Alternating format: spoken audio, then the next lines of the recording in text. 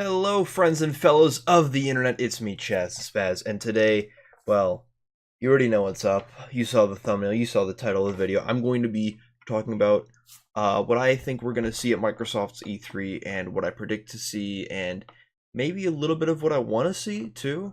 I sprinkled that in a little bit. I gave it a nice little twist, and I'll talk about what I specifically want to see at the very end of the video. But for now, I'm just gonna talk a little bit, about what I think for sure we're gonna see. So last year, Microsoft's show was a bit of a shit show. There was a lot of confusing stuff. There was a lot of weird stuff about like world premiere versus like Windows exclusive versus console premiere exclusive. There were so many things. It was always world premiere, console, world PC exclusive premiere, console premiere, and it was always just really kind of unnecessary and confusing. But yeah, so recently Sea of Thieves and Save of Decay 2 are their two most recent first party releases. They both have been kind of proven to be good exclusives, but kind of with, well, Sea of Thieves and State of Decay 2 are in two different spaces right now. State of Decay 2 is a pretty solid game, and the only problem with it really that I've heard from a lot of people is it's super buggy. Whereas Sea of Thieves is this really fun, really mechanically sound game. The only problem is there's no content. Got a lot of untapped potential. I think that's one of the major things that we're gonna see. Hopefully, a big boost from Microsoft at is their first party lineup and how they're gonna bolster these releases, and also Games Pass. So right now, the Xbox One is kind of dead on the water. Honestly, it's Microsoft. If you ask me, I could easily compare it to the Wii U. I mean, it's not a one for one, but a lot of the ways they're releasing games and how they're kind of losing a lot of third party support is kind of reminds me of the Wii U. How it had like this, it had just an amazing lineup at launch with in terms of a library. Like it had a library that was basically just as good as the PS4, right? It had a lot of great stuff at launch, and then it just really quickly lost a lot of people, and then all of a sudden we're seeing console exclusives only on the PS4 and then on the PC. So like Street Fighter 5 is a huge example. I mean, Street Fighter 4 I believe was well, okay. Street Fighter 4 was released on Xbox 360 and PS3 and 3DS for some reason, but that's besides the point. What I'm saying is the Xbox One has lost a lot of the exclusives that are not exclusives, a lot of third-party games to the PS4, and quite frankly, that it's worse off for it. I mean, the only third-party company that's really been putting just metric shitloads of support into it, in my opinion, is EA, and EA hasn't been doing well recently at all. So I think that's something that needs to be improved. But I think that the Xbox One can really be revived through a combination of superior hardware, which, I mean, people can argue all day about whether or not the Xbox One X is superior to the PS4 Pro. It is. It's all the features and accessibility. I think honestly, for the longest time, I hated the Xbox One's user interface. I thought it was so inaccessible, but they recently gave it an update that makes it pretty usable.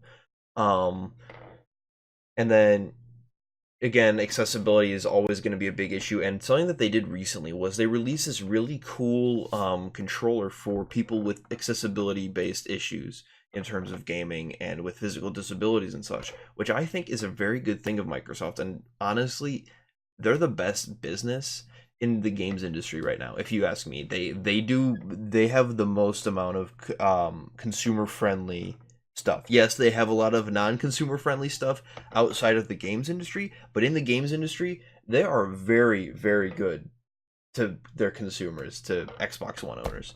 Um, and then in that same vein, their Games Pass, which is kind of similar to PS Play, not exactly. It's in my opinion, it's the best. It's probably the best subscription-based service out there right now for Xbox One, for PS4, for Switch, for anything really. I mean, it's something like, I believe it's $5 a month, and you get access to, I think it's every first party game on the Xbox One, a bunch of AAA games, a bunch of indie games, and it's got a really good library. Like I was actually on my Xbox last time I went on my Xbox One, I was checking out that lineup.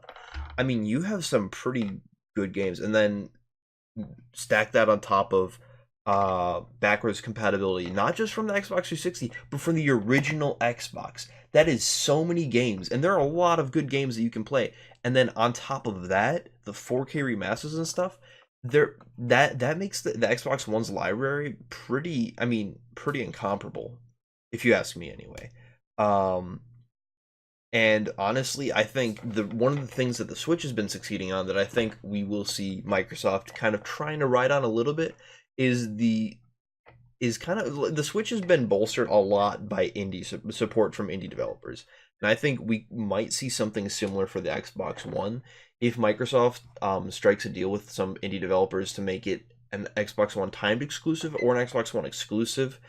Then I think that might be the best one something that would be really smart of them, in my opinion anyway, because if you look at um if you look at their some of the things they did with the Xbox 360 in like the early days of indie games, before indie games were like this thing that everyone, well, not everyone, but a lot of people were like, okay, before a lot of people were like, indie games, I don't really care, they're not made by the developers I like. But now people are more willing to try out indie games, and I think that the Switch has taken great advantage of that, and the Xbox One, if they know what they're doing, if Microsoft does some smart deals, like Cuphead was massive, and it was a Microsoft exclusive. You could only buy it on Steam for Windows, or you could get it on your Xbox One. So it was an Xbox One console exclusive. I think it was on all PC platforms, but if they can get more exclusives like that, Ori and the Blind Forest, another one. They actually have Ori 2, I think, coming out next year or this year. But I'm not in predictions yet.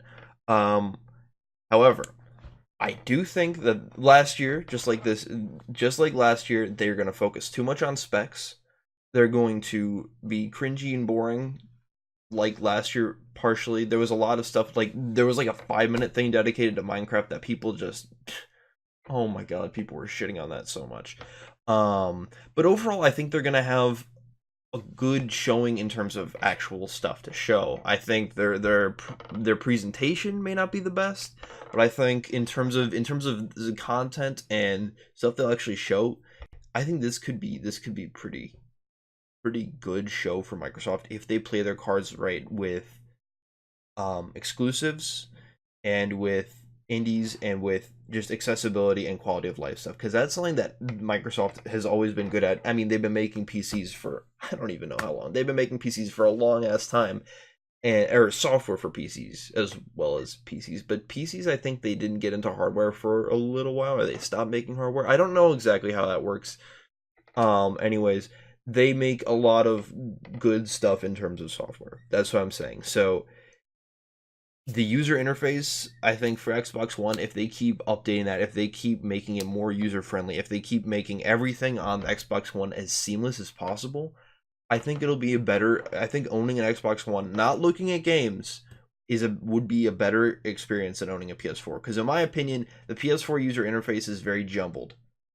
Or no, I'm thinking of the PS3. The PS4 user interface is actually, it's pretty clean for the most part. There's a few things that I'd change, but I think honestly, it's it's like a cross between the Switch user interface and the Xbox 360 user interface. Both of which I think are high quality interfaces. I think they both function well, they both control well, and kind of combining the simplicity of the Switch interface with the just amount of stuff you can do with Xbox 360's interface kind of make it the ideal thing. And if Microsoft can keep improving the quality of life, but in addition make the Xbox One more usable, I think it'll just be a more like friendly console, more user friendly console. That's the word I'm looking for.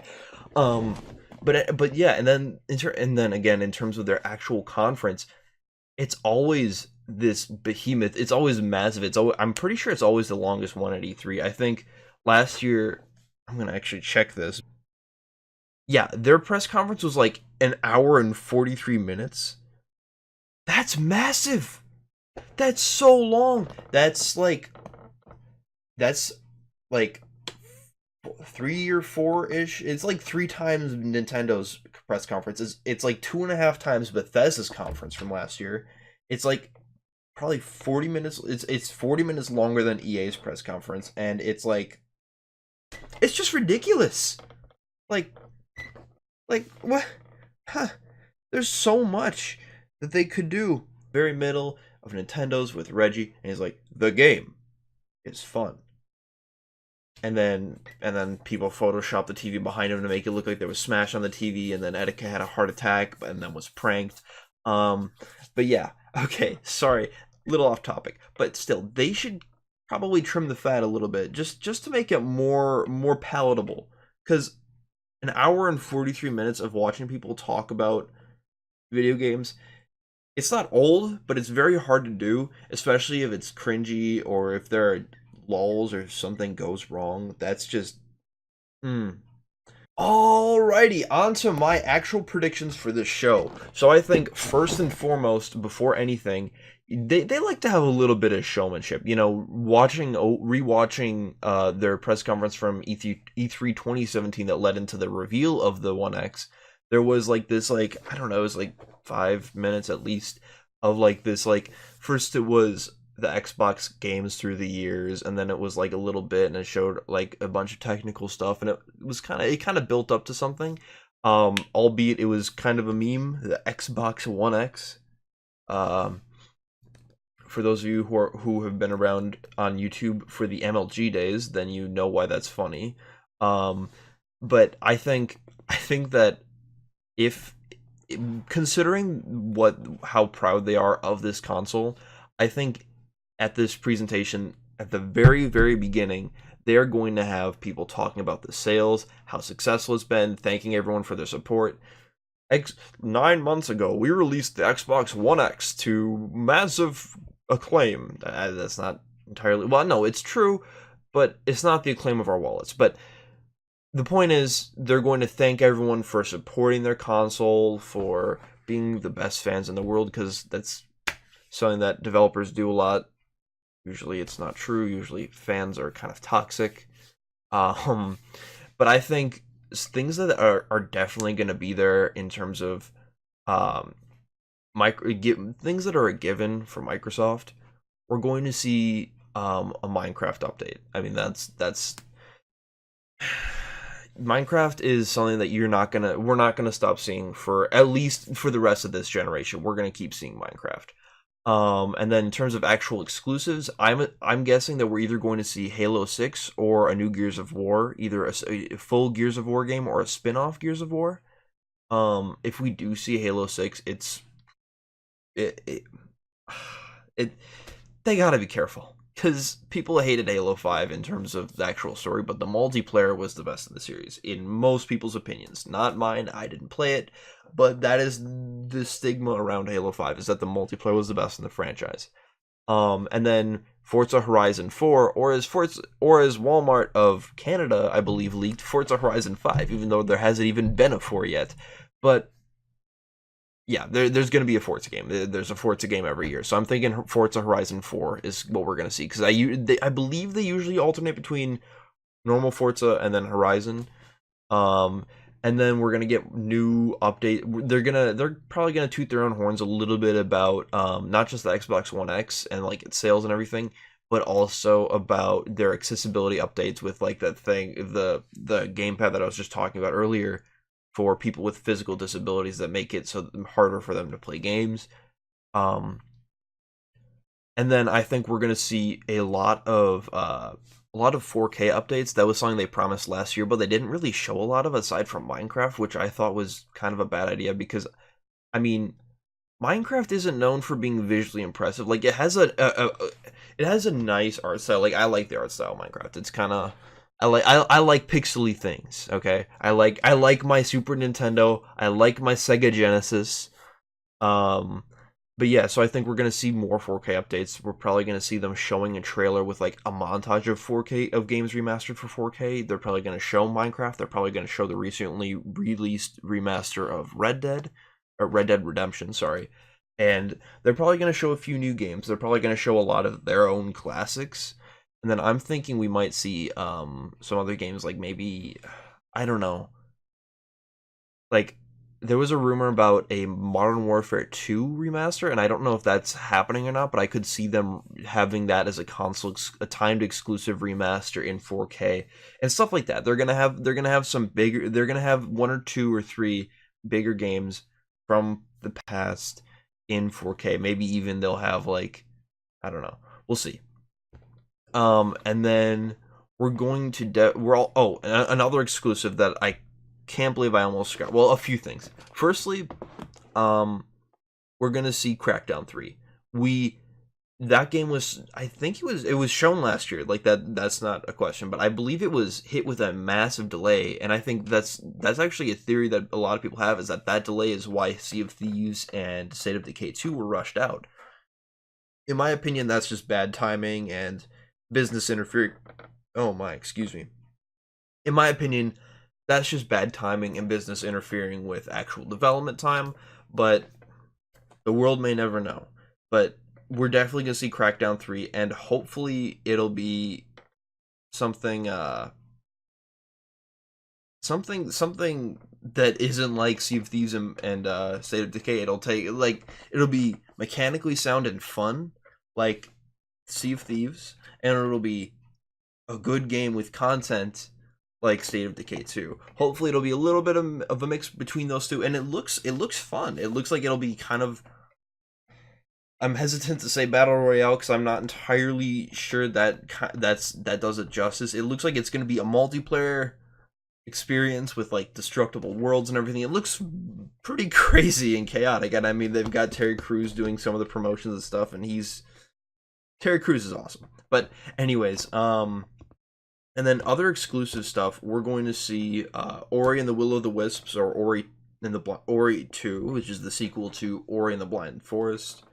And it was kind of that game, everyone who's played it loves it. It's a Metroidvania, very calm, relaxing. You're kind of exploring like this forest thing. It looks really good. I really want to play it. I love Metroidvanias.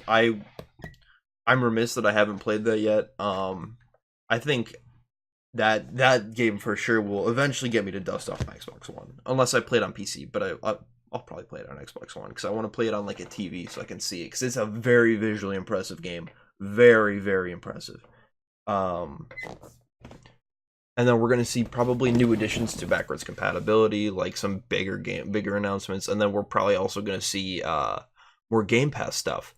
And then in terms of other more update related things that we're going to see announced in terms of first party stuff, we're definitely going to see Sea of Thieves. That, like I said earlier a bunch of times, that game, everyone liked the actual fun of the game, but there wasn't anything to do.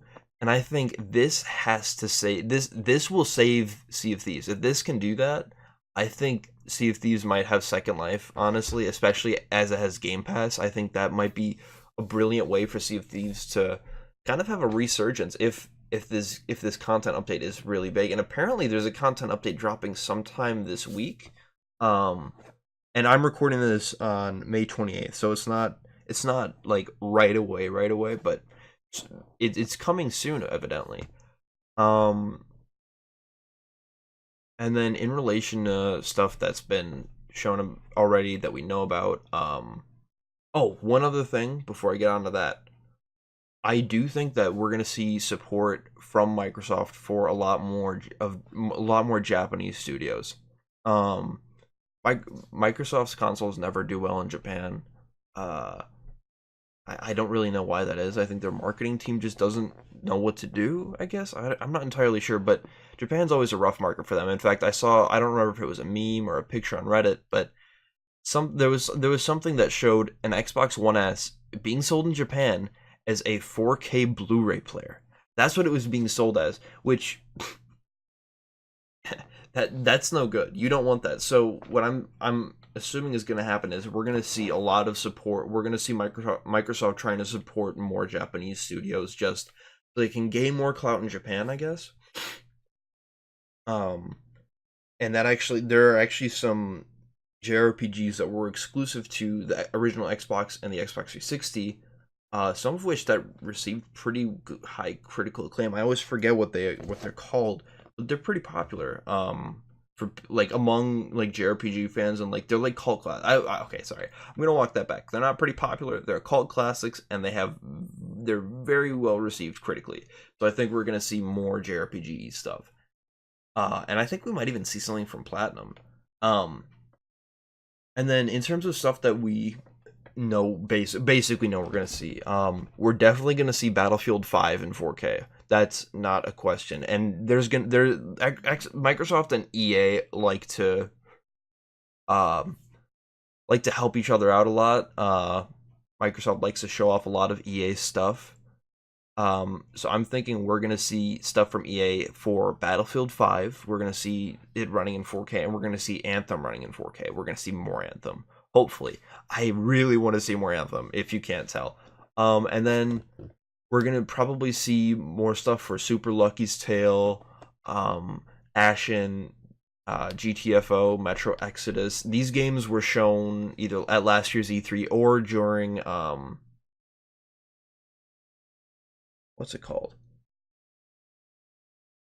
During the Game Awards last year.